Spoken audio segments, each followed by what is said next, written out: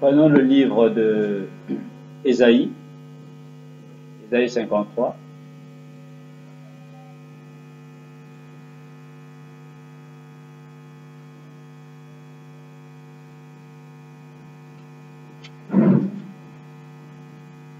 Ésaïe 53.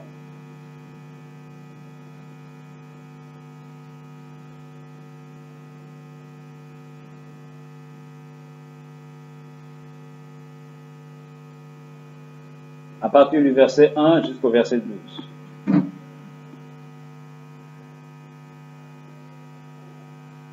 Ésaïe 53, 1 à 12. Je lis Isaiah 53 from verse 1 to 12. Qui a cru à ce qui nous était annoncé? Qui a reconnu le bras de l'Éternel? Il s'est élevé devant lui comme une faible plante, comme un rejeton qui sort d'une terre desséchée. Il n'avait ni beauté, ni éclat pour attirer nos regards. Et son aspect n'avait rien pour nous plaire. Méprisé et abandonné des hommes, homme de douleur et habitué à la souffrance, semblable à celui dont on détourne le visage, nous l'avons dédaigné, nous n'avons fait de lui aucun cas. Cependant, ce sont nos souffrances qu'il a portées. C'est de nos douleurs qu'il s'est chargé, et nous l'avons considéré comme puni, frappé de Dieu et humilié. Mais il était blessé pour nos péchés, brisé pour nos iniquités. Le châtiment qui nous donne la paix est tombé sur lui. Et c'est par ces meurtrissures que nous sommes guéris. Nous étions tous errants comme des brebis. Chacun suivait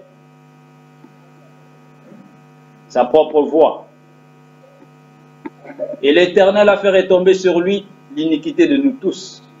Il a été maltraité, opprimé, et il n'a point ouvert la bouche, semblable à un agneau qu'on mène à la boucherie, à une brebis muette devant ceux qui l'attendent, il n'a point ouvert la bouche. Il a été enlevé pour l'angoisse et le châtiment, et parmi ceux de sa génération, qui a cru qu'il était retranché de la terre des vivants et frappé pour les péchés de mon peuple? On a mis son sépulcre parmi les méchants, son tombeau avec le riche, quoiqu'il n'eût point commis de violence et qu'il n'eût point de fraude dans sa bouche. Il a plu à l'Éternel de le briser par la souffrance. Après avoir livré sa vie en sacrifice pour le péché, il verra une postérité, prolongera ses jours.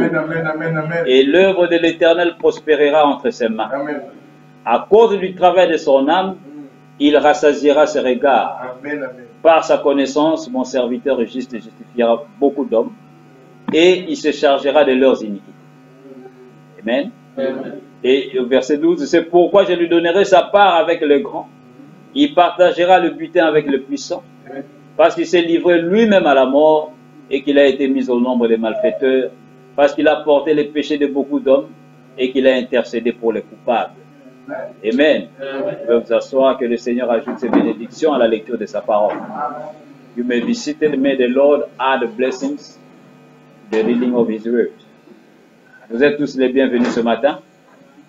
You are all welcome this morning. Amen. Amen.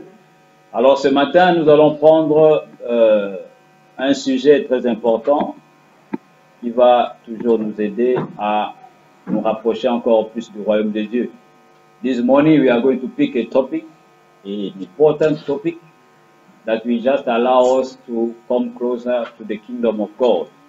Nous allons parler du chef-d'œuvre, le chef-d'œuvre, comme le prophète de Dieu nous l'a prêché. Le chef-d'œuvre, c'est quelque chose de quoi c'est une œuvre parfaite, une œuvre terminée. C'est un travail bien fait. On ne peut plus ajouter, on ne peut plus retrancher. C'est la perfection. We are going to talk about the masterpiece, how the prophet of God preached unto us. Masterpiece, what is it? It's a finished work. It's a perfect work. It's a perfect work that somebody have done. Amen. C'est ça la signification du chef-d'œuvre. En français, on écrit cela chef d'œuvre. Mais on prononce chef d'œuvre. C'est pour montrer quoi? Il y a des artistes, il y a peut-être un musicien ou un sculpteur, des gens qui font des statues, ou peut-être tout métier que quelqu'un peut faire.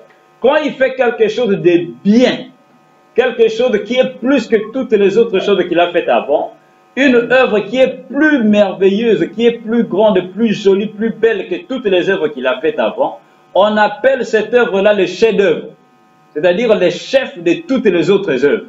Parce que cette œuvre-là est parfaite, est tellement bien faite. Amen. C'est ce qu'on appelle le chef-d'œuvre. What is the masterpiece? The masterpiece is something, when maybe a sculptor, maybe a singer, maybe what they call a writer, all kinds of jobs somebody can do. When he can reach one day doing a work that will be better than all other works that he did before, that work, they call it the masterpiece. En anglais, c'est encore plus clair, on appelle cela la maîtresse, une œuvre maîtresse. Amen. In English, they call it masterpiece. It's so clear to understand it. Alors, Frère Branham nous a prêché cette prédication, le chef-d'œuvre, pour nous montrer que Dieu aussi a un chef-d'œuvre. Amen. The prophet of God preached unto us this masterpiece, showing unto us that God also gets a masterpiece. Frère Branham, d'où est-ce qu'il a tiré cette inspiration? Il nous dit qu'un jour il est allé visiter quelque part et là il a trouvé une statue. Et c'était la statue de Moïse. Et c'était quelqu'un qui avait fabriqué cette statue. C'était Michel-Ange, qui était un grand sculpteur. Et Frère Branham dit c'était juste une reproduction de l'œuvre de Michel-Ange. Et Michel-Ange a fait une grande statue de Moïse. Michel-Ange, cet artiste-là, il n'a jamais vu Moïse. Mais comme il était un sculpteur, c'est-à-dire celui qui fabrique des statues, il a eu dans sa pensée l'idée de faire une statue qui va représenter Moïse, que lui n'a jamais vu. Alors il a été inspiré et il a pensé de faire quoi? De faire cette statue-là qui était la statue de Moïse, la représentation de Moïse. Where the prophet of God got the inspiration about this masterpiece, so that he may preach unto us the masterpiece, it was somewhere when he went to visit somewhere, he went and he saw a statue, the statue of Moses, sorry, and it was a man who did it, and that was the representation of that statue, which was made by a man called Michelangelo. And that man was living very far beyond, very far in the past days, and that man never saw Moses. But as a sculptor, he got an idea. He said, I'm going to make a statue of Moses. Et quand Michel-Ange, ce monsieur-là, ce sculpteur, a eu l'idée de faire une statue de Moïse, Frère Branham nous dit, il s'est représenté dans sa pensée premièrement ce qu'allait être sa statue, ce qui allait ressembler à Moïse. Et premièrement, il y a eu une vision dans sa pensée. Il a eu une idée dans sa pensée. Il avait déjà vu ce qu'allait être sa statue. Et la deuxième chose qu'il devait faire, c'est de se mettre au travail, prendre tous les matériaux et commencer maintenant à exprimer sa pensée dans cette statue-là. Amen. Et c'est comme cela qu'il a fait la statue de Moïse. Then that man, that sculptor, called Michelangelo, the prophet of God said before him to make that statue of Moses, he got an idea, he got a vision inside his mind, so that he may have the representation of what Moses could resemble. Then he started now to just pick materials and was now expressing his thought. But the first thing that happened, it was in his mind. He got an idea how Moses could have been there at that time. Then he said, now it's time for me to just manifest that image of Moses that was inside his mind. Then he started now molding that statue. Alors Michel-Ange a commencé à fabriquer cette statue-là. Et il a commencé par les pieds. Vous savez, quand on fait une statue, on ne commence pas par la tête. On commence par les bas et il va bâtir sa statue, il va bâtir sa statue jusqu'à ce qu'il va arriver au point où il va terminer sa statue. Et il va travailler sur cette statue peut-être des années, des jours et des jours.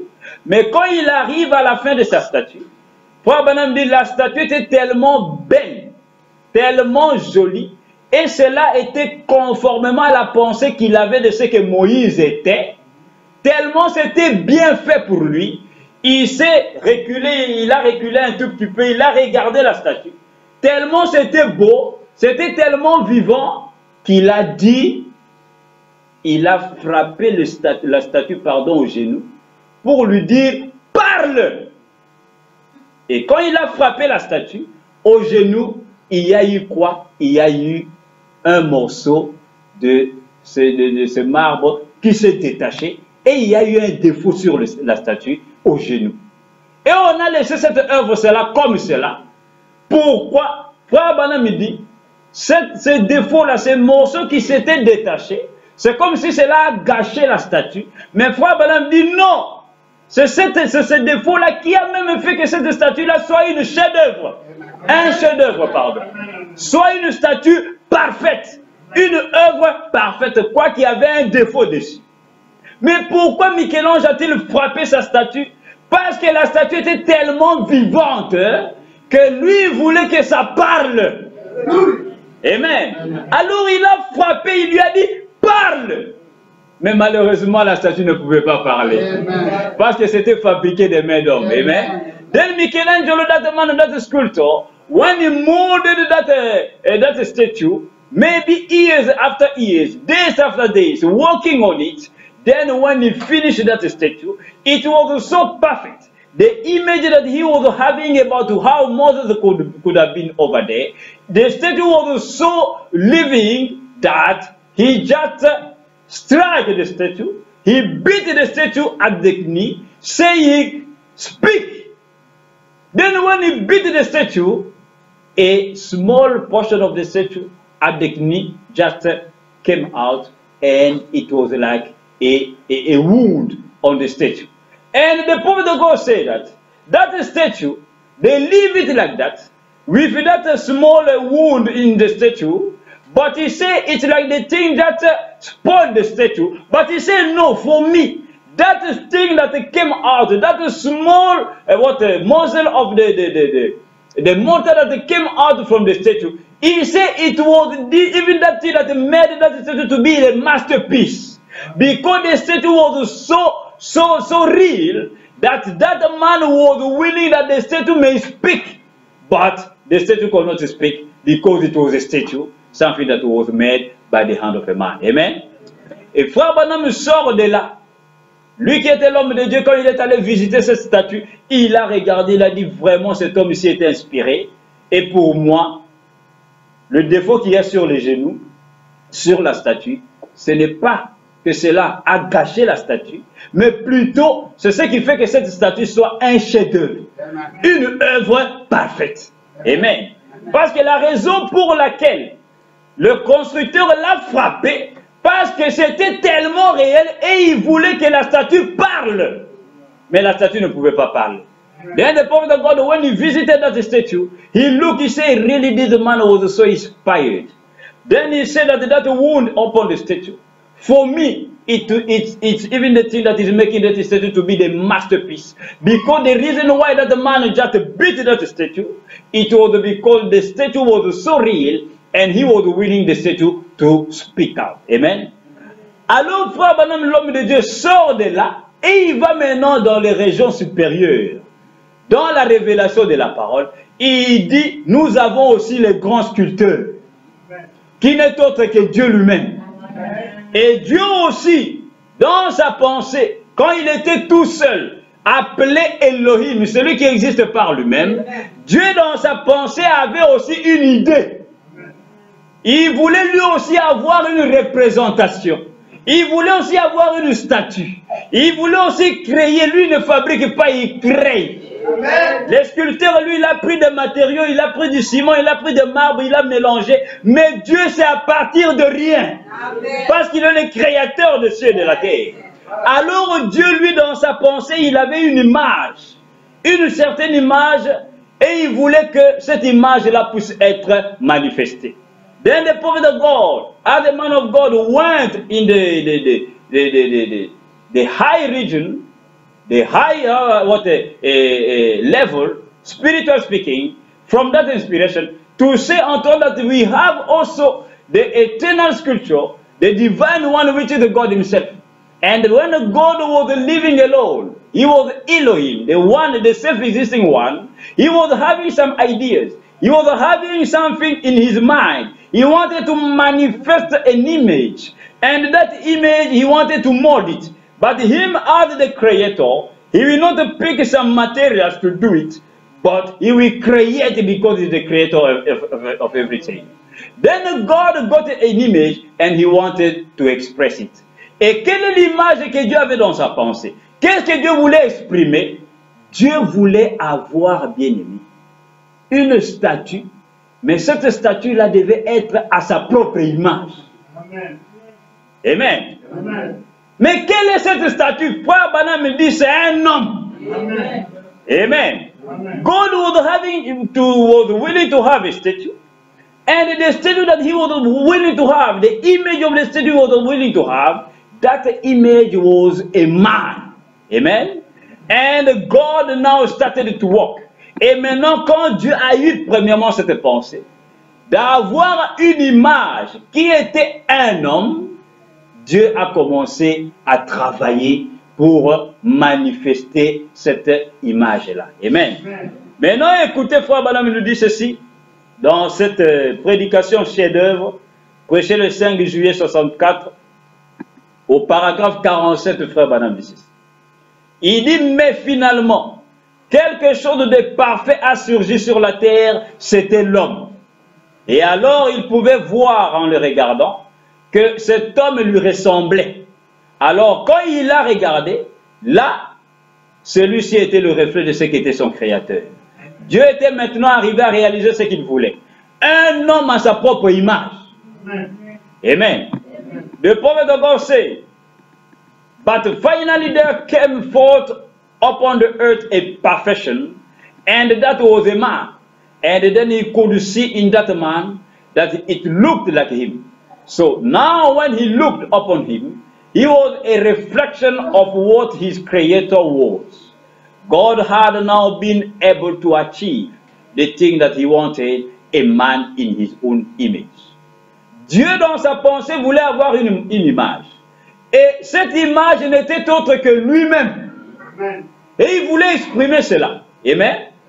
Alors Dieu a commencé par la création de petites choses. Il a commencé par peut-être des têtards, des grenouilles. Et Dieu petit à petit montait. Il va créer un éléphant, il va créer un lion, il va créer un antilope, il va créer. Jusqu'à ce que Frère Branham dit, Dieu va arriver à la perfection de sa création. Amen. Et quelle était la perfection de sa création? C'était l'homme. Ah. Et quand Dieu a créé l'homme, Frère Branham dit, cet homme-là était à l'image de Dieu. Amen. Donc Frère Branham nous montre que quand Dieu arrive à l'homme, qui est sa propre image, Dieu alors est parfait. Amen. Dieu n'est pas parfait dans la colonne de feu. Amen. Un grand mystère. C'est quand Dieu devient un homme, alors Dieu arrive à sa perfection. Amen. Amen. Ainsi nous voyons Frère Branham dit, alors quand il a créé cet homme-là, Dieu a regardé la statue qui était au devant de lui. Vous savez quel était son nom? Adam. Alors quand Dieu l'a regardé, Dieu a dit, mais ça c'est moi. C'est mon image. Dieu lui-même s'est vu en qui? En Adam. Amen. When God created, he started creating things. He created small things, small eggs, small frogs, this and that. And he started now going up, creating lion, creating elephant, creating all those kinds of animals. But the perfection of God, it was when he created a man. When God reached to man, this was the masterpiece of God. Quand Dieu est arrivé à l'homme, Dieu ne pouvait plus aller au-delà. Dieu a dit, ça c'est le chef-d'œuvre. L'œuvre parfaite de Dieu. C'était qui? L'homme Adam. Then God, when he created the man, this was the masterpiece of God. It was Adam the man. But when God looked at Adam, God looked at him, God said, but this is me. This is my own image. Because the Bible said that the God created a man in his own likeness. Amen. Dieu a créé l'homme à sa propre image et à sa propre ressemblance. Amen. Alors, regardez. Frère Branham nous montre, il nous dit, de la même manière que Michel-Ange, ce sculpteur-là, qui avait fait la statue de Moïse, c'était tellement vivant. Cette statue-là avait tellement, la vie, c'était tellement parfait que Michel-Ange a frappé pour lui dire, mais parle. Frère Branham dit, de la même manière, Dieu aussi, le grand sculpteur, quand il a terminé avec Adam, il a reculé, il a regardé, il dit, mais ça c'est moi. Alors Dieu l'a aussi frappé, lui disant, parle. Il a frappé où? À la côte. Mais c'était pour quelle raison? Dieu va endormir Adam, il va le frapper à la côte, va faire une première opération. Et c'était pour un but. Pour quel but? Pour faire sortir une compagne pour Adam. Une épouse pour Adam. Amen. Then the point of God said that this sculptor, Michelangelo, that man, when he molded that statue of Moses, it was so real that that man beat the statue, saying unto him, speak. And the prophet of God said the same way with God. When he finished the work with Adam, he looked at him, he said, this is my own image. And God also smote him where? At the rib. And God made the first operation to do what? To bring out a helpmate for Adam. Frère Branham nous dit ceci au paragraphe 49, chef-d'œuvre toujours. Au paragraphe 49, il nous dit ceci. Et lui, comme tout grand sculpteur prendrait son chef-d'œuvre. Bon, d'abord, il avait un chef-d'œuvre qui lui correspondait à lui. Mais maintenant, en voyant ce chef-d'œuvre qui était solitaire, comme lui, alors il a divisé ce chef-d'œuvre en le frappant au côté et il a produit une compagne. Amen. Une compagne veut dire une amie, une épouse, une aide. Amen. Voici Dieu va frapper Adam au côté et va faire sortir qui? Va faire sortir Ève et Dieu va lui donner quoi? Une compagne. Parce que Adam était seul, comme Dieu aussi était seul. Parce que Dieu, quand il était Elohim, il vivait tout seul. Il n'y avait personne, il n'avait encore rien créé, il était tout seul. Alors il a exprimé Adam. Et Adam aussi, quand il était sur la terre, Dieu l'a premièrement exprimé. Il était tout seul et Dieu va le frapper au côté pour faire sortir de lui une compagne. God smote Adam. The prophet of God said that, and as any great sculptor would take his masterpiece. He said, now, first he had a masterpiece of himself. But now he seen that the masterpiece was lonesome, like he was. So he divided the masterpiece by striking it in the side and brought forth a helpmate. Amen. Then God smote Adam and brought out Eve, which was a helpmate for Adam. Alors Dieu, quand il va prendre Adam et Ève, Frère Branham nous dit, bien aimé, Adam et Ève, les deux étaient les chefs-d'œuvre de Dieu. Une œuvre parfaite, à la ressemblance de qui? De Dieu lui-même. When God made Adam and Eve, the two were what? Both of them, they were the masterpiece of God. Ce n'est pas seulement Adam qui était le chef-d'œuvre, mais Ève aussi. Parce que les deux étaient un. Amen. It was not Adam only who was the masterpiece of God, but Eve also, because both of them, the two were one. Au paragraphe 51, écoutez, le prophète de Dieu nous dit ceci. Il dit donc, nous voyons que après qu'il a produit, qu'il a eu produit ce chef-d'œuvre, il a placé ici sur la terre et il l'a installé dans le lieu le plus magnifique qui soit dans le jardin d'Éden. Il a placé son chef-d'œuvre, les deux qui faisaient un dans le jardin d'Éden. Les deux qui faisaient un. Amen. Donc Adam était le chef-d'œuvre de Dieu. Ève aussi était le chef-d'œuvre de Dieu. C'est-à-dire une œuvre parfaite. Amen. The prophet said that, so we see that he, after he had made this masterpiece, he placed it up here on the earth and put it in the most beautiful place there was, in the Garden of Eden. He placed his masterpiece. The two being one in the Garden of Eden. Amen. Then Adam and Eve, they were one, and the two were what? Masterpiece of God. Et quand Dieu a placé Adam et Ève dans le jardin d'Éden, l'œuvre parfaite de Dieu, les chefs-d'œuvre de Dieu, les deux frères, madame dit les deux étaient un. Mais qu'est-ce qui s'est passé? Dieu les a mis dans le jardin, les a barricadés par la parole, mais le menteur est venu, le diable est venu et a fait quoi? Frère Banham dit, le diable a détruit l'œuvre de Dieu. Il est venu avec son mensonge et a détruit les chefs-d'œuvre de Dieu. Mais quand cela a été détruit, qu'est-ce que Dieu a fait? Quand l'œuvre de Dieu a été détruite, c'est-à-dire Adam et Ève, quand ils ont été détruits par le mensonge du diable, Dieu a eu une réaction. Amen. Nous allons écouter ce que le prophète nous dit. Then when God created Adam and Eve, the masterpiece of God, He put them inside the Garden of Eden. But later on, what happened? The devil came, the liar came and lied to them, and that masterpiece was what? Destroyed. But when the devil destroyed that masterpiece, what God did then what was the reaction of God? Écoutez maintenant ce que Dieu a fait quand Adam et Ève ont péché. Le chef-d'œuvre de Dieu est tombé. Qu'est-ce que Dieu a fait? Au paragraphe 56, le frère Banham nous dit ceci. Il dit seulement le grand sculpteur, quand il a vu la chute de sa famille, du chef-d'œuvre, il ne voulait pas le laisser là. La face contre terre est détruite. Tout de suite, il s'est mis à l'œuvre pour le reconstruire. Il ne voulait pas qu'il périsse, qu'il reste là comme ça tout le temps. En effet, il est Dieu et alors, il ne subira aucun échec. Donc, tout de suite, il s'est mis à l'œuvre et il a recommencé à construire un homme à sa propre image. Dieu a recommencé à construire un homme à sa propre image. Pourquoi? Parce que le premier homme est tombé. Amen.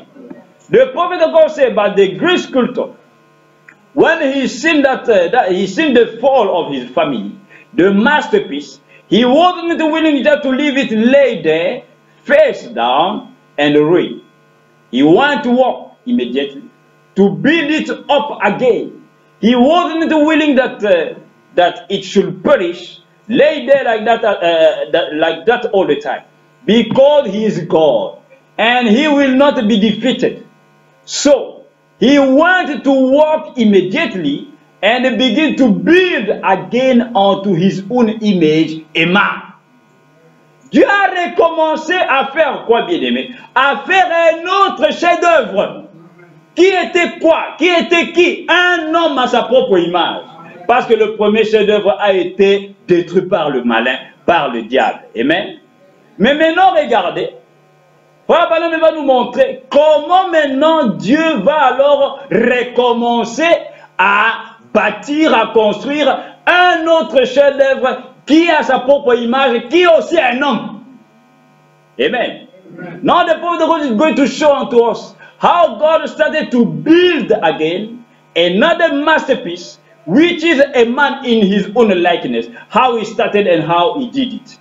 Écoutez au paragraphe 61, frère Banham nous dit ceci. Chef d'œuvre 61, paragraphe 61, prêché le 5 juillet 64. Il dit ceci. Il dit maintenant, regardez bien, un chef d'œuvre est toujours placé sur un fondement, une sculpture. Le monument de Michel-Ange, Moïse, est sur une plaque de marbre de 3-4 pieds, c'est-à-dire 0 à 1 mètre. Il a un fondement. Donc Dieu, quand il a préparé ce chef d'œuvre, il a posé sur le fondement des patriarches. Et le fondement des patriarches, d'abord, c'était Abraham, ensuite Isaac, ensuite Jacob, ensuite Joseph, les 4 coins. Quand vous sortez à Bamako, dans tous les ronds-points où il y a des monuments, vous allez voir, il y a d'abord ce qu'on appelle le piédestal, c'est-à-dire un fondement, comme une table. Et c'est dessus qu'il y a le monument, qu'il y a la statue. Il y a d'abord un fondement. Et c'est ce que les sculpteurs font. Quand ils veulent faire une statue, il va faire peut-être un fondement en briques, en ciment, en marbre, et après cela, il va commencer à fabriquer sa statue, et il va poser la statue sur le fondement. Amen. The prophet of God said that there is a foundation. When you go here in Bamako, you will see the sculptor. When they are molding the statue, they will have a foundation. They will have a foundation upon which they used to lay that statue before them to start now doing all kinds of work. The prophet said, now what? Every masterpiece is put on foundation, a sculpture. Angelos monument of Moses is on 3 or 4 foot piece of marble. It's got a foundation. So God, in preparing this masterpiece, he put it on the foundation of the patriarch. And the patriarch foundation, first was Abraham, then Isaac, then Jacob, then Joseph, the 4 corners. Et frère Branham dit, Dieu aussi, en tant que sculpteur, pour alors recommencer à rebâtir ce chef-d'œuvre, qui est un homme à sa propre image, il a eu aussi un fondement. Et quel est ce fondement? Frère Branham dit, c'est Abraham, c'est Isaac, c'est Jacob et c'est Joseph. Amen. Il a d'abord posé le fondement. C'est ceux-là qu'il appelle les patriarches, c'est-à-dire les parents. Amen. Alors Dieu pose le fondement avec Abraham, avec Isaac, avec Jacob et avec Joseph. Et quand il termine avec eux, c'est là maintenant qu'il va poser sa statue et il va commencer par les pieds. Petit à petit, les jambes, les genoux, la taille, jusqu'à ce qu'il va modeler toute sa statue. Amen. Et c'est ça, bien aimé, les 4 fondements, c'est qui? C'est Abraham, c'est Isaac, Jacob et Joseph. Ils étaient les 4 fondements que Dieu a posés avant qu'il puisse maintenant bâtir le corps de cette statue-là. Amen. Then God got 4 corners, which was Abraham, Isaac, Jacob, and Joseph. Then he put them first at the foundation, and after that he started now making that statue from the feet, the leg, and all the body. He will be going up small, adding one upon one, till he's going to finish that work. Amen. Et alors, bien aimé, quand Dieu a posé le fondement, après cela, il commence à bâtir le corps de cette statue, qui est cet homme-là, qui est à sa propre image. N'oubliez pas, le premier chef-d'œuvre est tombé, Adam. Dieu recommence encore avec un autre chef-d'œuvre. Amen. Et nous allons voir qui est ce chef-d'œuvre-là. Dieu recommence encore avec un autre chef-d'œuvre. Et il commence par le fondement, Abraham, Isaac, Jacob et Joseph. Et après, maintenant, il va poser le corps. Mais qui est maintenant le corps? Qui sont ceux-là qui forment le corps? Frère Branham va nous révéler. Then after laying the foundation, when God started to rebuild this masterpiece again, because remember the first one don't fall in sin, Adam. God started again to rebuild another masterpiece. And he started with the foundation. After finishing with the foundation, he will now put the body upon the foundation. But he will be now adding small, leg upon leg, and this and that, till he will have all the body. Now, what is the body and who are they that are now forming or making the body? Au paragraphe 65, frère Branham dit ceci. Paragraphe 65. Il dit donc, les fondements ont été posés par la foi, l'amour, la grâce et jusqu'à la perfection par les patriarches. Maintenant, le corps, la partie de l'ouvrage qui s'est ajoutée à ces grands chefs-d'œuvre, c'était les prophètes, c'est-à-dire la parole. J'espère que vous comprenez. Voyez, les prophètes, pas les lois, les prophètes. Parce que les prophètes étaient la parole confirmée, qui forment le corps, pas les patriarches, les prophètes, ils étaient la parole. Amen. Amen. Dieu prend Abraham, Isaac, Jacob et Joseph, c'est le fondement. Amen.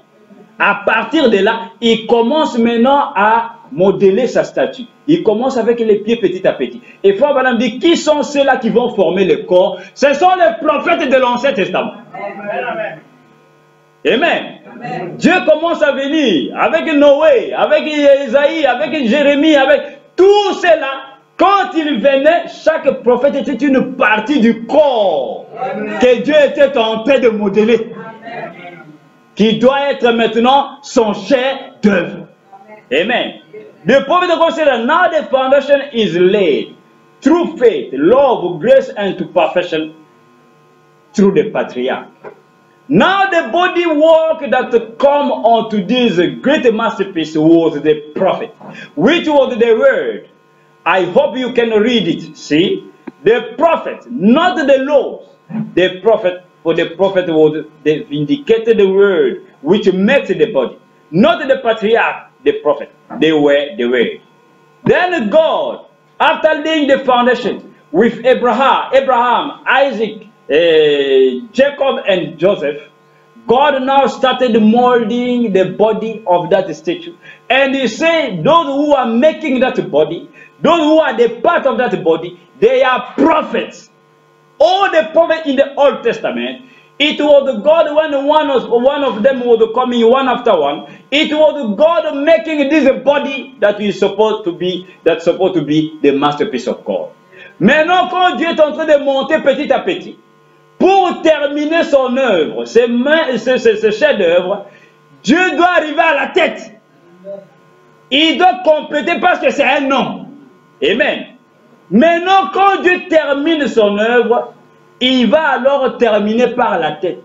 Maintenant, Frère Branham va nous révéler qui est la tête. Amen. Amen. Il va commencer par les pieds. Il monte avec les jambes, il monte avec les cuisses, il monte à la taille, il monte au ventre, le torse, ainsi de suite, au cou. Mais pour terminer, il doit ajouter la tête.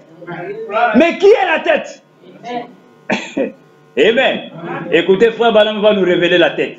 Then this man that God is building, the masterpiece, the second one, God started with the feet. Later on we went to the leg. Later on we went up with the waist, this and that, till the chest, until at the neck. But he's supposed to add the head. Now who is the head? The prophet of God is going to reveal unto us. Au paragraphe 68, toujours le chef-d'œuvre, prêché le 5 juillet 64. Paragraphe 68, Frère Branham dit ceci. Et puis finalement, la grande tête est arrivée. Amen. La tête de tout le reste. Amen. Le reste du corps ne faisait que l'annoncer. Le fondement a été posé par le patriarche. Mais le corps a été construit par la parole, c'est-à-dire les prophètes. Et voici qu'arrive la tête de tout cela. Jésus est venu. Amen. Ah. Amen. Jésus est venu. Amen. Là, quand ces morceaux-là, la tête a été posée dessus, nous voyons qu'en lui se trouve l'œuvre complète de Dieu. Amen. Nous voyons qu'en lui se trouve les reflets parfaits de la parole, car il était la parole, la plénitude de la parole. Amen. Voilà que de nouveau, Dieu a les chefs-d'œuvre parfaits de nouveau. Amen. Comme l'a dit Esaïe, voici mon serviteur, mon chef-d'œuvre, celui que j'ai représenté dans tous les âges, cet être parfait qui allait venir. Et le voici devant moi. Il est parfait. Et il était là à son image. Il reflétait Dieu. En effet, il a dit dans Jean 14, quand tu me vois, tu vois le Père. Amen. Et aussi au commencement était la parole et la parole était avec Dieu. Et la parole a été taillée et a reflété ce que la parole était au commencement. Lui, la parole, il s'est reflété dans le chef-d'œuvre qui était à sa ressemblance même. Dieu qui était de nouveau là, à sa ressemblance, la forme parole qui s'est reflétée à l'image d'un homme, le chef-d'œuvre. Amen. Amen. Donc nous voici bien-aimés, ce grand sculpteur qui n'est autre que Dieu lui-même, il commence par le fondement, le patriarche. Il va alors commencer avec le corps, il pose sur le fondement. Et le corps qu'il est en train de modeler, ce sont les prophètes tout au long des âges de l'Ancien Testament. Et la tête va alors venir. Frère Branham dit, qui était la tête? Jésus. Jésus était la tête. Amen. Et quand Dieu a posé la tête, son œuvre, cette statue était parfaite. Frère Branham dit, Dieu a eu de nouveau un chef-d'œuvre. Qui était qui? Un homme à la stature parfaite. Un homme qui reflétait l'image que Dieu avait en lui. Un homme à la ressemblance de Dieu. Un homme qui était Dieu. Amen. Vous voyez maintenant le second chef-d'œuvre de Dieu. Le premier tombé, Dieu a rebâti un autre chef-d'œuvre. Amen. We see that the prophet of God said that when this man, God did the scripture, when he finished now with the foundation, he laid on the body. And the body was what? The body was the prophet. And he said, then come finally the great head. The head of all of it. The rest of the body just spoke of it. The foundation was laid by the patriarch. But the body was built by the word, which was the prophet. And here comes the head of all of it. Jesus come on the scene. There, when this headpiece was put upon it, we find in him the entire handiwork of God. We find in him the perfect reflection of the word. For he was the word, the fullness of the word. Now again, God had the perfect masterpiece again. As Isaiah says, behold my servant, my masterpiece that I have portrayed through all the ages of the perfect one coming. And here he stands right before me, a perfect, there in his own image, reflecting God. For he said in St. John 14, when you see me, you see the Father. And then in the beginning was the Word, and the Word was with God, and the Word was heard out and reflected what the Word was at the beginning. Him, the Word, reflected in the masterpiece in his own likeness. God back in his own likeness. The Word from being reflected in the image of a man, the masterpiece. Amen. Voici, bien-aimés, les chefs-d'œuvre de Dieu. La seconde œuvre parfaite de Dieu, c'était ce que Paul appelle dans le livre des Corinthiens le dernier Adam. C'est ce que nous appelons le second Adam. Et le second Adam est le dernier Adam. On n'a pas dit Adam. Il n'y a que deux Adam. Amen. Et Paul dit il est le dernier Adam. Ce second Adam est le dernier Adam. Amen. Then we see that the second masterpiece of God, it was what Paul is calling the second Adam. Amen. Which was Christ the head. Et frère Branham dit, quand Jésus est venu, quand Dieu a fini avec cette œuvre-là, ce chef-d'œuvre-là, qui était Jésus? Michel-Ange lui avait dit à sa statue, parle, mais ici, Dieu lui, qu'est-ce qu'il a fait dans cette statue? Écoutez, il va nous révéler ce qu'il a fait. Au paragraphe 70, frère Branham dit ceci. Then we see that the word of God, Paul in the book of Corinthians is calling this Adam the last Adam, which is the second Adam. We don't have a 10 Adam, we have a 2 Adam. And this one was the last one. And when he came, the prophet of God said, Michelangelo, that sculptor in the natural, after seeing his statue, he said unto him, you speak, but this scripture here, him is going to do something else here. He will say, he will do something, you hear what the prophet say.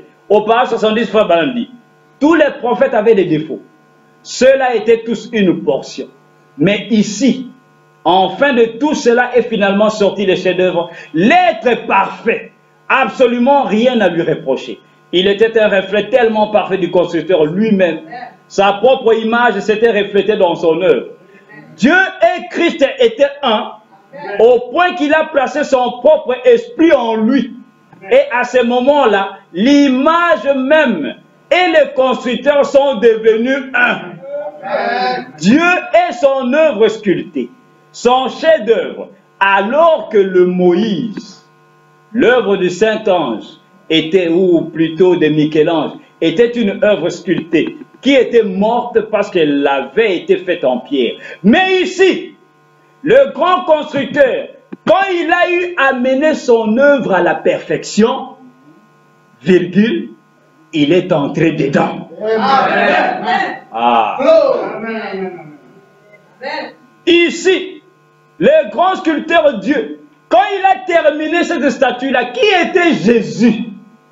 Lui, Dieu, qu'est-ce qu'il a fait? Il est entré dedans. Amen. Dieu kénos. Dieu s'est kénosé dans un homme. Dieu est entré dans toute sa plénitude dans l'homme Jésus. Amen. Et c'est là que Frère Balaam nous dit, Dieu ne va pas lui dire de parler, mais Dieu va parler au travers de lui. Amen. Dieu lui-même va parler au travers de lui. Amen. Then the point goes that after building this body, this sculpture, after building this statue, what God did, he said over there, Michelangelo, that the sculpture, naturally speaking, he talked to this statue, saying, you speak. But here, God, after building, he said, but here, the master builder, when he got his handiwork perfected, he stepped into it. Amen. He entered inside. Then, Michelangelo, that man, he said to this masterpiece, you speak. But here to this masterpiece, he's going to speak, but God will speak through him. Amen. Maintenant, bien-aimés, regardez. C'est là que, si vous vous souvenez, nous parlions souvent ici du mystère de la tête. Frère Branham nous dit, tous les prophètes de l'Ancien Testament formaient le corps de Christ. Amen. Et quand Jésus est venu, Jésus, lui, il était la tête. Alléluia. Comprenez ceci. Amen. The prophet of God said, all the prophets all along the ages in the Old Testament, they were forming the body of Christ. But when Jesus, the man, came, he was the head. Amen. C'est ce que Colossiens 1, 15, 19 nous dit. Jésus est la tête de l'Église. Amen. The Bible 1 Colossians 15, 1:15 to 19. The Bible says that Jesus Christ is the head of the church. Maintenant, pourquoi il est la tête? Vous savez, la tête, c'est que... Vous savez, la tête, c'est une partie de quoi? C'est une partie du corps. La tête, c'est un membre de ce corps. Et dans le corps, il y a plusieurs membres. Amen. Mais c'est la tête qui dirige tout le corps. Amen. Amen. Dieu. Mais la tête ne vient pas d'ailleurs. La tête, c'est un membre du corps. Amen. Et tous les membres ont la même valeur devant Dieu. Amen. Mais seulement il y a un membre qui a trouvé sa faveur, c'est que lui, il dirigera tout le corps. Qui est celui-là? La tête. Mais c'est un membre du corps. Amen. Alléluia. Amen. Then the head is what a portion, a part of the body.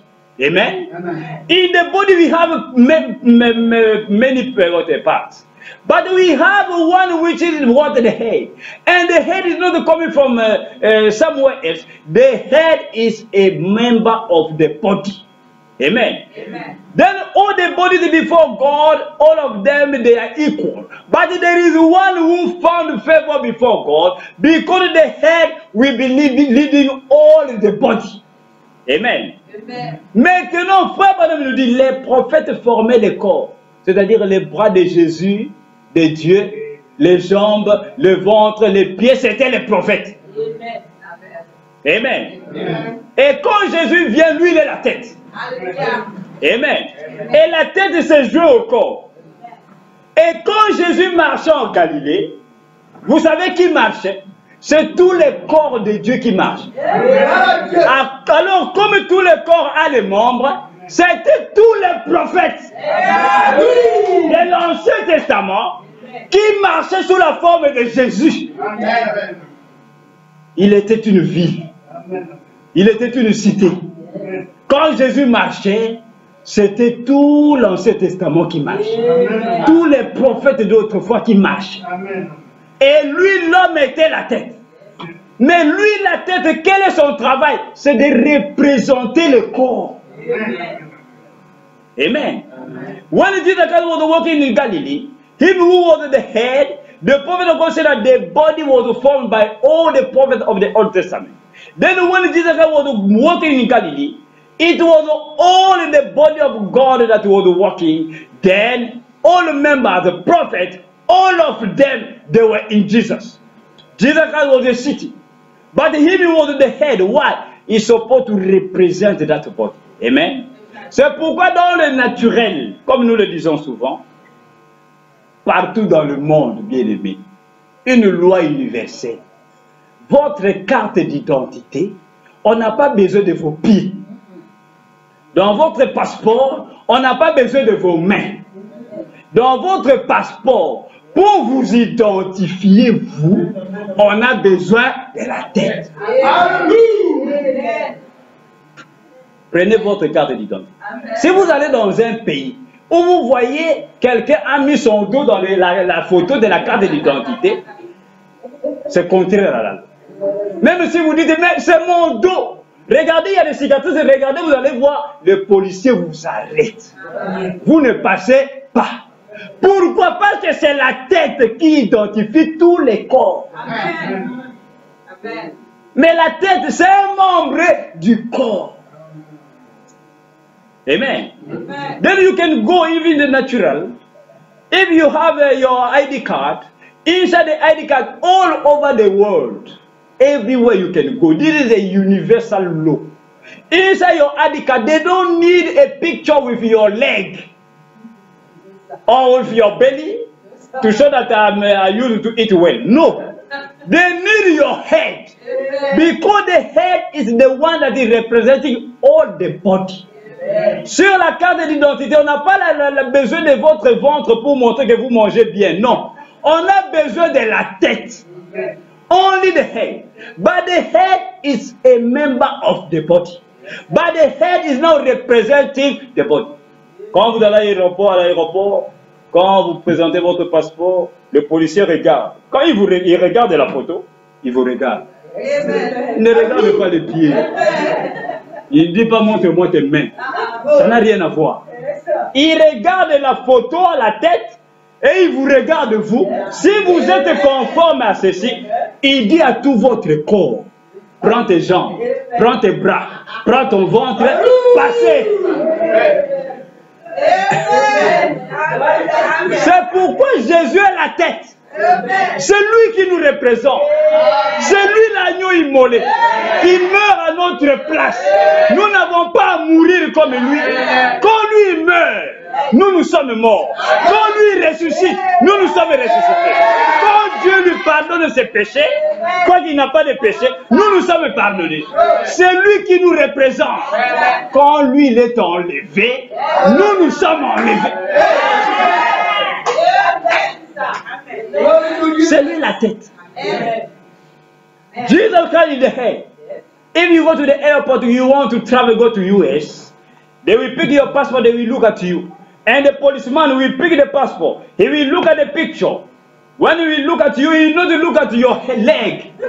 Or maybe at your hand. No. He will look at your face. If the face, your own face, naturally speaking, it will correspond with the face in the picture.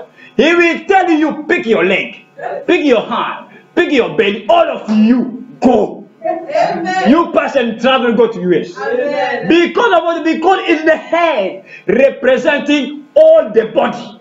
Amen. It's why Jesus Christ is the head. Then him. God is not looking at we people. Dieu ne nous regarde pas, nous il regarde à la tête. Amen. God is looking at the head. Him is the lamb. When we can sin, he will look at the lamb that was sacrificed. Then we cannot be sacrificed as him was sacrificed. God is looking at him. When God will forgive his sin, do he never sin? We too we are forgiven. When God will pick him and resurrect him, we too we are resurrected. When God will pick him the rapture, we too we are raptured. Voilà bien aimé le rôle de la tête. Amen. Ainsi comprenez ce mystère. Jésus est la tête. Et quand Dieu arrive à son chef-d'œuvre, le second chef-d'œuvre, quand il termine, il pose la tête. Amen. Et la tête, frère Branham dit, c'est Jésus. Amen. Maintenant, regardez. De la même manière que Michel-Ange avait frappé sa statue, la statue de Moïse, lui disant parle, de la même manière Dieu dans le jardin d'Éden a frappé Adam, le premier chef-d'œuvre, qui était tombé aux côtes, à la côte pour qu'il puisse faire sortir Ève. Et lui, quand il est tombé, le second chef-d'œuvre, qui est Jésus, doit lui aussi être frappé. Amen. Amen. Amen. Mais pour quelle raison Dieu va-t-il le frapper? Hein? Then the second Adam, which is the second masterpiece, the same way, the first one, the prophet of God said in the natural, as did Michelangelo, that sculptor. When he finished to build the statue of Moses, he just smote it. And the first Adam, God, when he finished to mold Adam, what God did, he smote Adam at the rib so that he may bring out a helpmate to him. Then this second masterpiece, which is Jesus Christ, must also be what smitten by who? By God. Et regardez, Frère Branham nous dit, la même raison pour laquelle Dieu avait frappé le premier Adam, qui était le premier chef-d'œuvre de Dieu dans le jardin, ce sera pour la même raison que Dieu frappera ce second Adam, Amen. Amen. qui est le second chef-d'œuvre de Dieu. Amen. Au paragraphe 106, c'est Frère Branham dit ceci. Il dit sa vie a correspondu à tous les peuples. Il a plu Dieu de le frapper. Et alors, pourquoi l'a-t-il frappé? Pour la même raison qu'il lui a fallu frapper Adam. Amen. Vous savez pourquoi Dieu avait frappé Adam dans le jardin d'Éden? Pour faire sortir Ève. Amen. Et Frère Branham dit, ce second Adam, qui est Jésus, lui aussi, Dieu va le frapper pour la même raison qu'il avait frappé Adam. Amen. Amen. The prophet said that his life marked all the people. It pleased God to smite him. And now, why did he smite him? For the same cause he had to smite Adam. Then God smote Adam over there to make out a helpmate for him. The prophet of God said the same, for the same reason, for the same cause, this second Adam, which is Jesus Christ, supposed to be smitten also at the last in his day. Amen. Maintenant, écoutez la raison pour laquelle, Frère Branham nous dit, la raison maintenant pour laquelle Dieu frappe ce second Adam, qui est le deuxième chef-d'œuvre de Dieu. Écoutez quelle est la raison. Au paragraphe 101, chef-d'œuvre, Frère Branham dit ceci. You hear now the reason why God is now supposed to smite this second Adam, which is the second masterpiece of God. 101, masterpiece, the prophet of God said this. 101, Frère Branham dit. Mais n'oublions pas qu'au commencement, quand il a frappé le côté d'Adam, il a retiré quelque chose de son côté. Or, si Christ a été frappé, c'est dans un but. Pour qu'il puisse retirer de lui quelqu'un. Pour former une famille. L'épouse. Qu'il puisse prendre de lui une épouse. Alors, quand son chef-d'œuvre a été amené à la perfection, c'est à ce moment-là qu'il lui a fallu le frapper pour retirer de lui, non pas un autre morceau, non pas une autre création, mais une partie de la même création. Amen. Amen. Amen. Dieu frappe Christ quand Christ atteint la perfection, la stature parfaite d'un homme, le chef-d'œuvre de Dieu. Dieu se reflète lui-même en Christ. Dieu se voit lui-même dans cette statue. Il dit, mais ça c'est moi, c'est mon image. Et les deux deviennent un. Mais Dieu, à ce moment-là que cet homme devient parfait, Dieu va l'amener à la croix. Et la nuit, nous savons tous cette histoire, un soldat va venir avec une flèche et va percer le côté de Jésus. L'eau et le sang vont sortir. Frère Branham nous révèle et nous dit, c'est là que le second Adam accomplissait le type du premier Adam. Dieu l'a fait endormir à la croix, comme il avait fait endormir Adam au jardin d'Éden. Et Jésus aussi a été crucifié au jardin, sur la montagne de Golgotha. Amen. Et quand il s'endort, Dieu va ouvrir aussi son côté pour faire sortir quoi? Spirituellement parlant, frère Branham dit, c'est pour retirer de lui quelqu'un. Alléluia. Quand on dit quelqu'un, ce n'est pas quelque chose. Parce que celui qui est sorti d'Adam ne n'est pas quelque chose. C'était une personne, Ève. Et frère Branham dit, pour la même raison qu'Adam a été frappé dans le jardin, ce second Adam aussi est frappé pour la même raison. Et Dieu l'a frappé à la croix pour faire sortir qui? Quelqu'un. Quelqu'un. Et ce quelqu'un-là, c'est celui-là qui est son épouse. Une famille. Amen. And the point of God said that the reason why God smote the second Adam, he said, but let us not forget that in the beginning when he smote the side of Adam, he took something from his side. Now, the smiting of Christ was for a cause, that he might take from him one to be a family, the bride. He might take him a bride. So when his masterpiece was perfected, then he had to smite it, to take from him not another piece, not another creation, but of the same creation. Et frère Branham dit, ce qui sort de ce second Adam, ce n'est pas un autre morceau, ce n'est pas une autre création. Il dit, mais c'est la même création que le premier Adam, que le second Adam. Le morceau qui sort de lui. Amen. C'est là que Jésus a été frappé à la croix. It's there that Jesus Christ was what? Was smitten at the cross. Au paragraphe 102, frère Branham dit encore ceci. Il continue, il dit, écoutez l'homme de Dieu, parce que ce qu'il vient de dire, hein, cette déclaration-là, il a senti que les gens n'ont pas bien compris, ou ont mal senti cela. Il continue au paragraphe 102, il dit, mon frère, ne le prenez pas mal, mais pensez-y un instant. Si c'est de lui, la création originelle, qu'il a retiré un morceau pour former son épouse, il n'a jamais procédé à une autre création. Il a pris une partie de la création originelle. Dans ces cas, s'il était la parole, qu'est-ce que l'épouse doit être? Elle doit être la parole originelle. Les dieux vivants dans la parole. Amen. Frère Branham me dit, mon frère, ne le prenez pas mal, mais pensez-y un instant.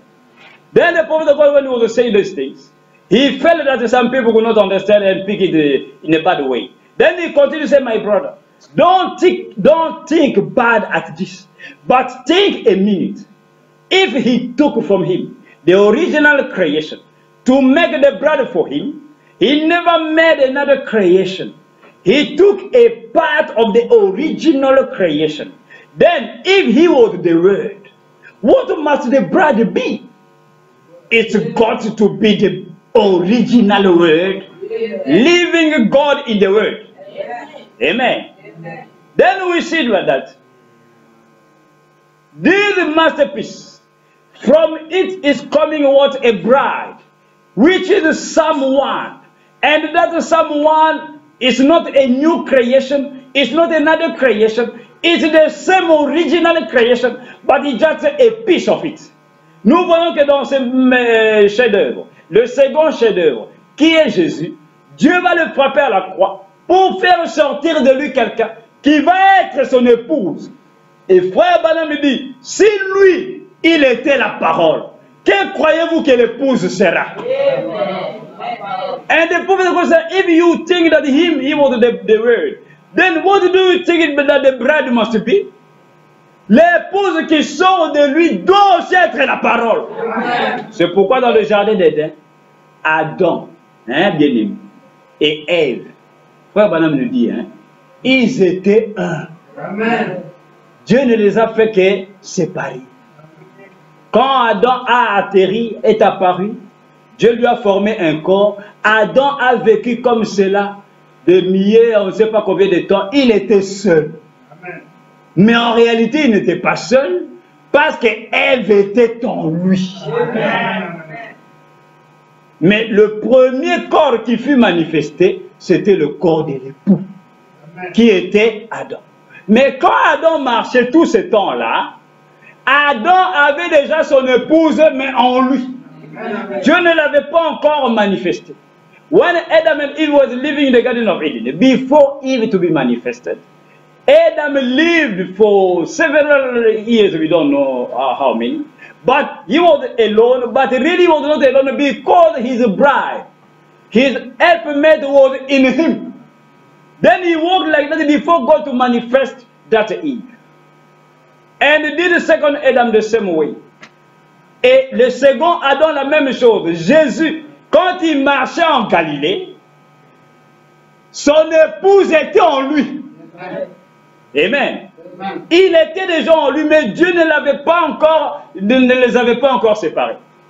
Et un jour là-bas dans le jardin d'Éden, quand le temps était venu que Dieu avait remarqué qu'Adam n'était pas vraiment à l'aise parce qu'il était seul, c'est à ce temps-là, au moment marqué, que Dieu s'est décidé de faire sortir de lui une épouse. C'est pourquoi remarquez, Frère Branham dit, quand Dieu va faire sortir Ève d'Adam, Dieu n'est pas allé prendre la poussière de la terre comme il avait fait pour Adam. Non, Dieu a pris un os d'Adam. C'est à partir de cet os-là que Dieu a manifesté un corps. C'est pourquoi vous les femmes, votre corps, c'est un corps surnaturel. Vous devez le savoir. C'est pourquoi Frère Branham me dit, faites attention. Vous les femmes, couvrez-vous. Parce que vos corps sont tentants. Les corps de l'homme ne tentent pas les gens. Mais vous les femmes, il y a des gens, même s'ils voient même ton orteil, il a des pensées. C'est pourquoi Frère Branham me dit, faites attention, couvrez-vous. Habillez-vous bien. Parce que vos corps sont des corps mystérieux. Comment pouvez-vous imaginer d'un os, un os? Dieu va fabriquer, va plutôt créer, manifester un corps. Et Frère Branham dit, c'était la plus belle femme de ce jour. Quand Adam se réveille, il regarde, il dit, oh, voici cette fois-ci. Cette fois-ci. Pourquoi Adam a dit cette fois-ci? Parce que Dieu lui avait déjà présenté des animaux. Il dit, va leur donner des noms. Quand nous appelons éléphant, ce n'est pas Dieu qui a donné les noms à éléphant, c'est Adam. Et quand Dieu et Adam regardaient, il dit, ok, comme il a une trompe comme ça, je l'appellerai à éléphant. Dieu disait, Amen. Hein? Comprenez ces choses. Parce que nous allons voir Adam doit revenir. Amen. Et il va alors donner aussi des noms. Et quand il donne des noms à tous ces messagers qui ne sont pas écrits, Dieu dit Amen. Yeah. Then we see that God from the rib of Adam made a woman. And the Prophet of God said that the woman, you get a supernatural body. It's what the Prophet of God said, say you cover yourself.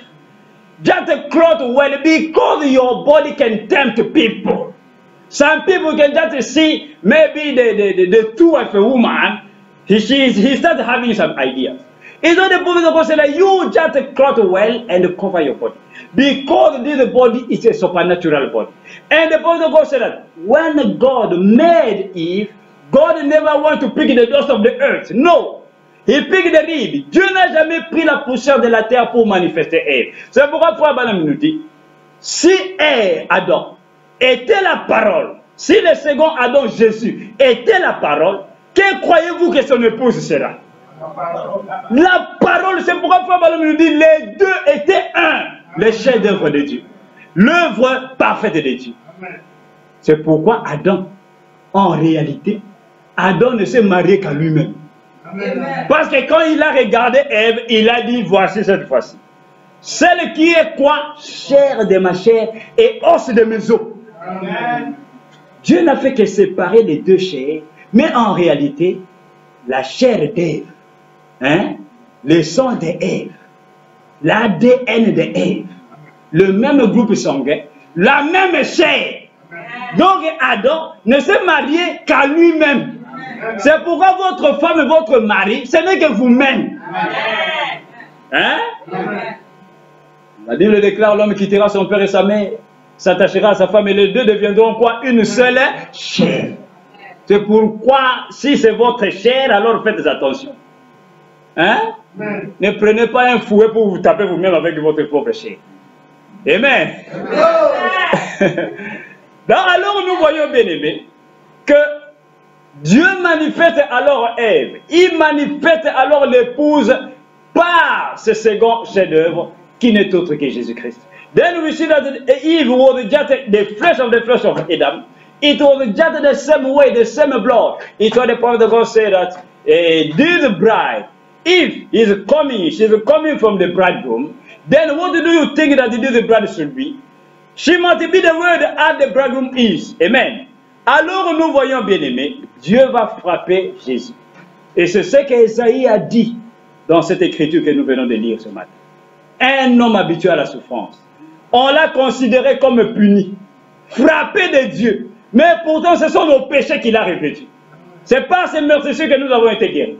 Dieu l'a frappé à la croix. Non pas parce que lui il a péché, c'est à cause de nos péchés. Afin qu'au travers de cette souffrance-là, nous puissions avoir la vie éternelle. Et Dieu l'a frappé et a fait sortir de lui quelqu'un qui est son épouse, qui est sa famille. Amen. Maintenant, qu'est-ce que Dieu va faire encore? Frère Branham nous dit que Jésus, qui était le chef-d'œuvre, le second chef-d'œuvre après Adam, quand il marchait en Galilée, ne l'oubliez jamais, Jésus n'est jamais venu accomplir le Nouveau Testament. Est-ce que vous êtes là? Amen. Quand Jésus marchait en Galilée, il n'avait pas encore le Nouveau Testament que nous avons. Depuis Matthieu, Marc, Luc, Jean, Romain, il n'avait pas ça. Il n'avait que l'Ancien Testament. Et quand Jésus est venu, lui, il était le dernier après Jean. Le dernier qui accomplissait tout l'Ancien Testament. Tout l'Ancien Testament s'est accompli en lui. Pour ce jour-là. Et lui, il était l'image parfaite de tout l'Ancien Testament. Et tous les prophètes de l'Ancien Testament étaient en lui. Amen. Mais maintenant, Frère Branham va nous révéler un grand mystère.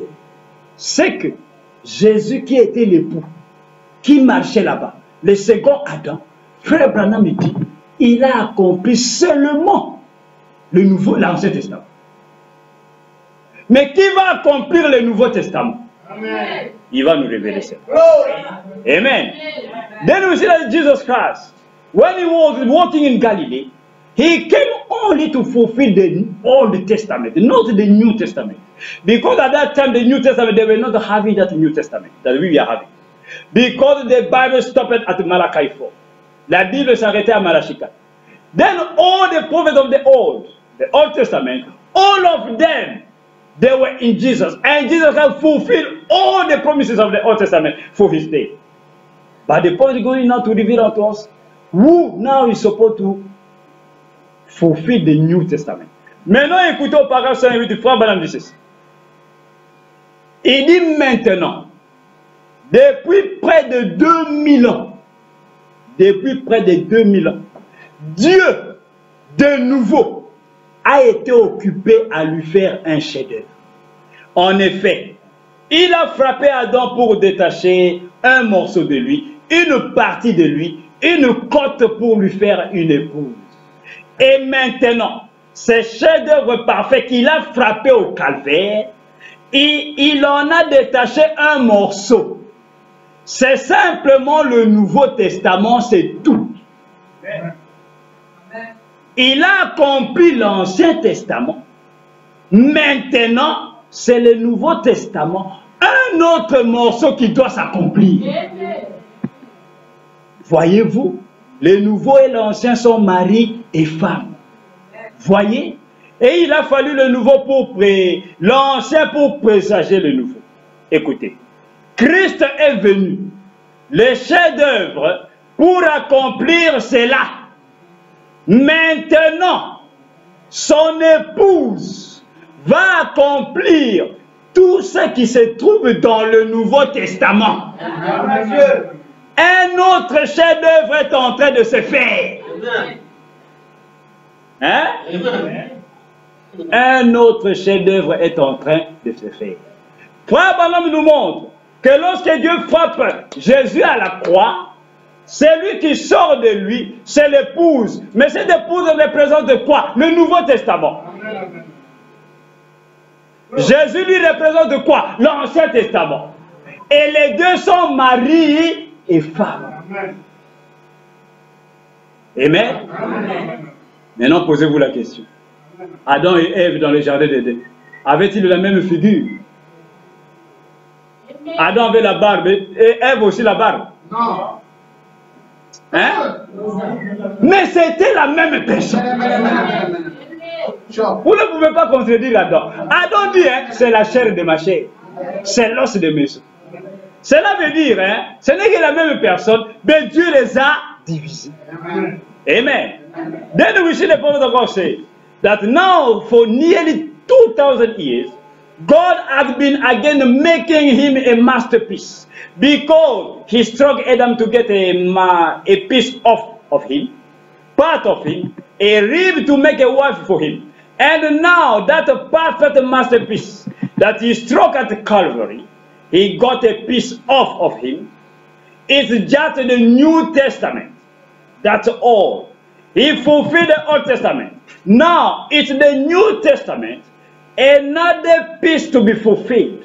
See, the new and the old is husband and wife. See, and it taken the new to for the old to foreshow the new. Christ come, the masterpiece, to fulfill that. Now his bride will fulfill everything that is in the New Testament. Another masterpiece is in making. Amen. Donc nous voyons then we see that Jesus Christ being the bridegroom, sorry. The prophet of God said he fulfilled only the Old Testament. And when God just struck him at the cross of Calvary, God brought out the New Testament, which is his bride. Amen. And the prophet of God said that now, who is supposed to fulfill the New Testament? He said it's the bride, not the bridegroom. Amen. Frère Branham nous montre que maintenant, celui qui doit accomplir tout le Nouveau Testament, c'est l'épouse de Jésus. Amen. Ce n'est pas Jésus. Amen. Mais c'est Jésus. Amen. Parce que son épouse, ce n'est que lui-même, mais dans une autre forme. Amen. Parce que c'est la parole de sa parole, l'os de ses os, chair de sa chair, esprit de son esprit. Amen. Toujours la même personne, mais qui change de forme. Amen. Amen. Then we see that the point of God said that the bridegroom will not fulfill the New Testament. It was, he will be his bride that's supposed to fulfill the New Testament. The Son of God, but in a different form. Amen. Et Frère Branham nous dit, depuis près de 2000 ans, Dieu est en train de faire un autre chef-d'œuvre. Amen. Amen. Depuis près de 2000 ans. Et 2000 ans depuis quand? Depuis la venue de Jésus. Pendant tout ce temps, Dieu est en train de faire un autre chef-d'œuvre. Parce que, Frère Branham nous dit que dans le jardin d'Éden, n'oubliez pas, Adam et Ève, les deux, étaient les chefs-d'œuvre de Dieu. Ils étaient un. Maintenant, Dieu a manifesté d'abord le premier, Jésus. Et maintenant, Frère Branham dit, Dieu le frappe à la croix pour faire sortir son épouse, qui elle aussi, elle est chef-d'œuvre. Et maintenant, pendant tout ce temps, depuis que l'épouse est sortie, Dieu est en train maintenant de bâtir un autre chef-d'œuvre, qui est quoi? L'épouse de Christ. Amen. Mais Frère Branham nous dit, il va le faire exactement comme il l'a fait avec les autres chefs-d'œuvre, avec Adam, avec Jésus. Il va bâtir ce troisième chef-d'œuvre, qui est l'épouse de Christ, avec la même manière, par la même manière, le même procédé, le même processus, et par la même technique. Amen. Then we see that the Apostle God is showing unto us that now the bridegroom, for 2,000 years, since Jesus Christ went away, God is now making another masterpiece. And this masterpiece will be done, God will make it according to all other masterpieces. The same way He made all other masterpieces, He will do it with the same techniques, the same tactic, the same model with this bride, which is what? The masterpiece, another masterpiece, the bride of the Lord Jesus Christ. Amen. Maintenant, écoutez au paragraphe 109. Frère Branham nous dit, par la même manière, Dieu est en train de faire le chef-d'œuvre. Il dit ceci, de même qu'il lui a fallu 4000 ans pour faire ces chefs-d'œuvre, voilà que depuis près de 2000 ans, il a été occupé à faire un autre chef-d'œuvre, une épouse pour Christ, un autre chef-d'œuvre. Et pour le faire, il le fait en utilisant sa méthode qui ne change jamais. Le moyen qu'il avait pris pour faire le chef-d'œuvre, sa parole. C'est ce moyen-là qu'il prend pour faire ses chefs-d'œuvre. Parce que c'est seulement par la parole parfaite que c'est peut-être un chef-d'œuvre parfait. Amen. Dieu va faire cela par la même méthode. The prophet said that God is going to make this masterpiece, the bride of the Lord Jesus Christ, by the same tactics, with the same method. He cannot change it. Dieu ne peut pas changer sa méthode. Et regardez, quelle est la méthode que Dieu avait employée là-bas, pardon. Quand il a modélé le second Adam, c'était quoi? Dieu a posé d'abord un fondement. Amen. Il a pris Abraham, il a pris Isaac, il a pris Jacob et il a pris Joseph. Et à partir de là, il a commencé maintenant à faire monter sa statue, qui était l'homme Jésus. Mais ceux qui formaient la statue, ce sont qui? Ce sont des prophètes. Et à la fin, Dieu ajoute la tête, qui n'est autre que Jésus. Amen. Maintenant, son épouse, qui est sortie de lui. Frère Branham me dit, depuis 2000 ans maintenant, Dieu est en train de faire un autre chef-d'œuvre. Et n'oubliez pas, le chef-d'œuvre, c'est une œuvre parfaite, qui n'a pas de faute. Une œuvre terminée de Dieu. Une œuvre à laquelle on n'ajoute rien, on ne retranche rien. C'est la perfection de Dieu. Et si l'époux, qui est Jésus, était la parole, Frère Branham dit, son épouse aussi doit être la parole. Pas de différence. Then the Apostle God said that this masterpiece that God is making now, the bride of the Lord Jesus Christ, supposed to be the word as the bridegroom was the word. Because this masterpiece that God is now making now will be the bride, and this bride, it will be what? It will be the word of God. Amen. Et écoutez, Frère Branham nous dit, quand est-ce que Dieu alors a commencé à construire cette chef-d'œuvre qui est son épouse, qui est l'épouse de Christ? Quand est-ce que Dieu a commencé cela? Il a dit il y a 2000 ans. Et écoutez, là où il a commencé à bâtir cela. The prophet of God said that God is now, he started building this masterpiece, the bride of Christ. Then he's now going to tell us when he started to do it. Au paragraphe 110-111, Frère Branham dit ceci. Il dit maintenant, il fait la même chose par sa méthode qui ne change jamais. Nous voyons dans Malachie 3 qu'il a dit, je suis Dieu, je ne change pas. Il ne peut pas changer de méthode. Donc, il a commencé avec Abraham. Après la chute du premier chef-d'œuvre, il a commencé avec Abraham à poser un fondement, puis construire un autre chef-d'œuvre. Au jour de la Pentecôte, qui descend, il a commencé à construire un autre chef-d'œuvre, la parole sémence originelle. Il a commencé dans la première église. Vous voyez maintenant? Le chef-d'œuvre qui est l'épouse a commencé où? Au jour de la Pentecôte, à la première église. Mais toujours avec la même méthode. Quelle est cette méthode? He said he started to do what? He said he started to, on the day of Pentecost, to build another masterpiece. The original seed word started in the first church. Amen. Amen. Then God started in the church age at the day of Pentecost, au jour de la Pentecôte, with the same method. Et regardez quelle est la méthode que Dieu avait employée pour amener Jésus. Il a commencé avec les 4 coins. Amen. Amen. Et après les 4 coins, Abraham, Isaac, Jacob et Joseph, il va alors prendre les prophètes. Et après, il arrive à la tête. Amen. Et maintenant, son épouse, qui est sortie de lui, qui doit maintenant accomplir tous les Nouveaux Testaments. Frère Branham me dit, cela commence à la Pentecôte. Mais par la même méthode. Alors, si là-bas dans l'Ancien Testament, il y avait un fondement avec 4 coins, dans le Nouveau Testament aussi. Qui sont ces 4 coins? Qui sont ces fondements? C'est Matthieu, c'est Marc, c'est Luc et Jean. Les 4 évangélistes. Après cela, Dieu pose le fondement. Après cela, il commence à faire quoi? À monter le corps de l'épouse. Par qui? Par tous les messagers de cet âge de l'Église.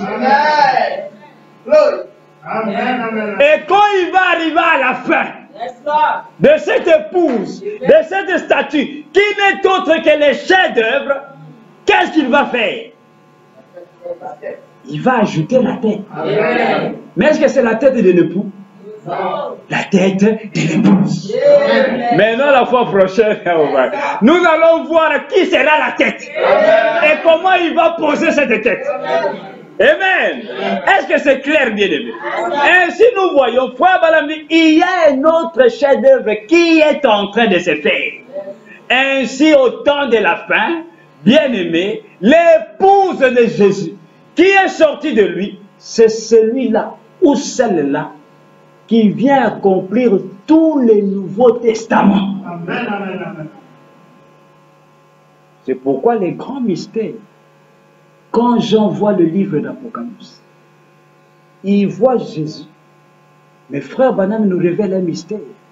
Quand il le voit avec une ceinture sur sa poitrine, la ceinture n'était pas à la taille, mais à la poitrine. Il le voit avec des yeux enflammés, des flammes de feu qui sortent de ses yeux, avec des jambes, des reins, ceci et cela, avec de la perruque blanche sur sa tête. Frère Branham nous révèle, il dit, Jean, quand il a regardé, pourquoi il avait la ceinture sur sa poitrine et non sur sa taille? Frère Branham me dit premièrement, parce qu'en ces temps-là, Jean le voit en tant que juge. Et aussi, pourquoi il avait la ceinture? Parce qu'il cachait sa honte. Il cachait sa poitrine. Pourquoi, frère Branham dit? Parce qu'il était une femme. Dieu est le Shaddai. Dieu sous la forme de l'épouse. Jean le voit sous la forme d'une femme. Parce qu'au temps de la fin, le même Christ revient sous la forme de l'épouse. Et c'est sous cette forme-là qu'il accomplit tout le Nouveau Testament. Et Ève ne s'appelait pas Adam. Elle avait un autre nom. C'est pourquoi Jean voit qu'on lui promet qu'au temps de la fin, Dieu lui dit, je te donnerai mon nom nouveau. À celui qui vaincra, il aura un nom nouveau. C'est pourquoi Frère Branham nous dit, quand Jésus revient sous la forme de l'épouse, il revient avec un nom nouveau. Parce qu'à ce moment-là, il n'est plus l'époux. Il est l'épouse. Amen. Et c'est cela, bien aimé, le chef-d'œuvre.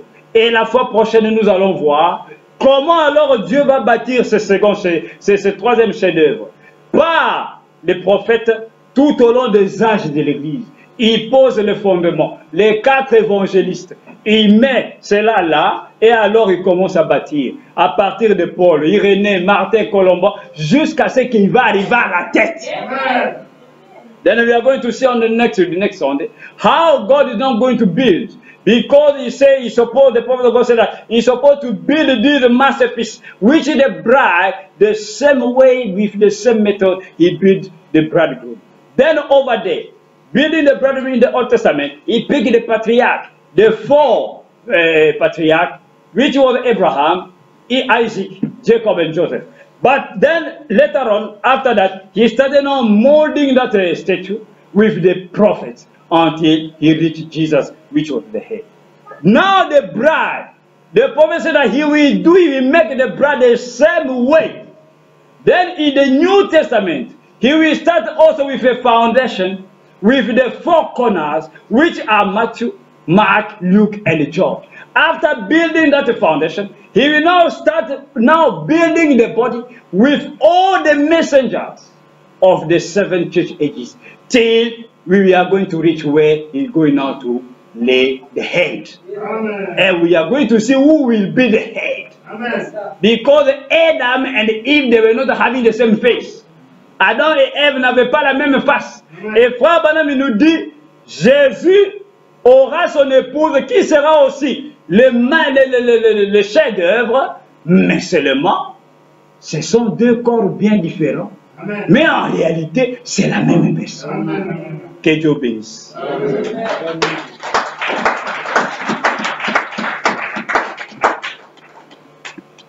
Nous allons incliner nos têtes. Let us bow our heads.